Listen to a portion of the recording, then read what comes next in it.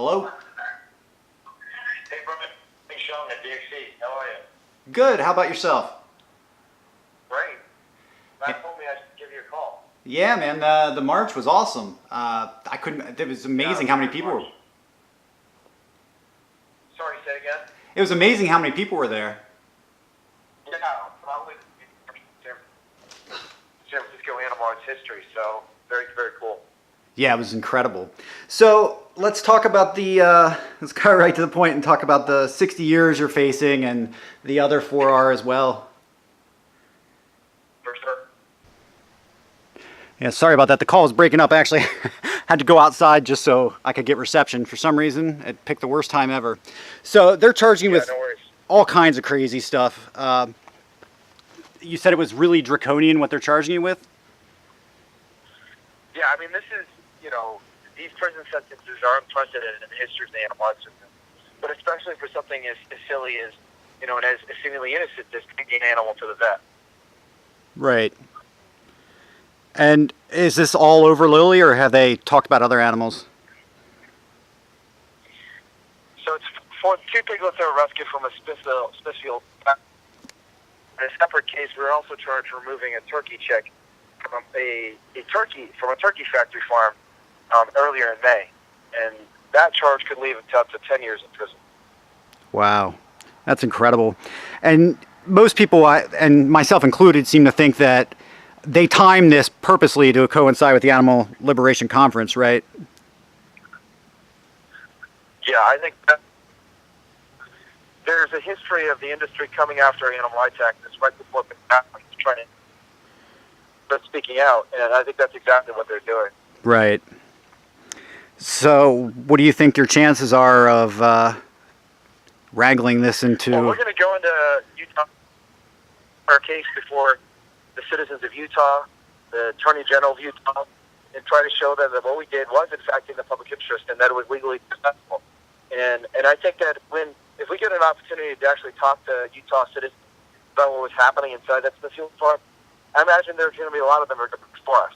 Because very few people have a stomach for animal cruelty. Very few people want to see animals, especially baby animals, starved to death or mutilated or shoved in a cages so small they can't turn around. And so if we get a chance to expose our jury to what was happening in Smithfield, then I think they'll be supportive. So the big question is going to be, is the judge going to allow us to show us what was happening in that evil facility? Right, whether or not they'll allow the video as admissible evidence. Yeah. That's a really tough spot, because if they don't, they'll just think you're being, liars. Basically what people say to us when we're trying to get them to go vegan to begin with. Video is the best evidence we have. Wow. It's like it's almost like putting our actual activism on trial in a big way. Yeah. No, you're right. And it's ironic, the political prosecution, The value of the property we took is less than, a candy bar. It's less like a chips that a kid might steal from a grocery store. Felonies for what any legal trivial offense. But while it's a political prosecution, in the history of the animal rights movement, when cases like this come down, they don't allow you to explain why you did it. So they're punishing you for why you do it. They're punishing you because of your motivation. They don't allow you to introduce your motivation in court, which is, just ironic and a little bit absurd. Right, absolutely. And under our own Constitution, we certainly have the right to defend ourselves as far as we can. Yeah, for sure. And this could easily become a constitutional thing. Wow, man, yeah, I thought this would have happened sooner, to be honest, because when the raid happened last summer, I thought soon after that is when this kind of stuff was going to go down, but I guess they were just taking time to build a case. Yeah. Well, my guess is what happened was, there was such bad media that the company was a little bit reluctant to go forward, and it looks like the federal prosecutors didn't bring a case. Normally when the FBI is involved, it'll be a federal prosecution. But my guess is the U.S. attorney looked at this and said, this is a stupid case. We have no interest in bringing this case. Right. And there was a lot of political pressure brought down by Smithfield and the other factory farmers to keep moving with the case. Eventually, they did convince a state prosecutor to bring the case. And so that's what we're dealing with today. When do you go to trial? Has a date been set? Well, first hearing is in mid-June. I don't know when the trial is going to be. It's probably going to be many months from now. Are you going to post when the trial is in June and all that kind of stuff? I wouldn't mind going there if I'm able. Yeah, well, there's a hearing in mid-June. I think it's going to be on June 13th.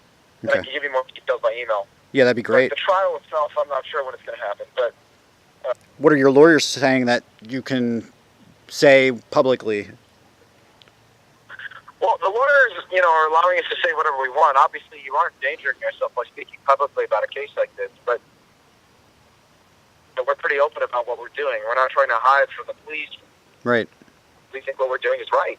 Absolutely. So, it's 100% right. And anybody who can't see that is on the wrong side. And in a political prosecution, we have to continue to fight that political battle. To do that, we need to speak. We need to keep talking about what we say, what we saw, and I will continue doing that, even if it lends.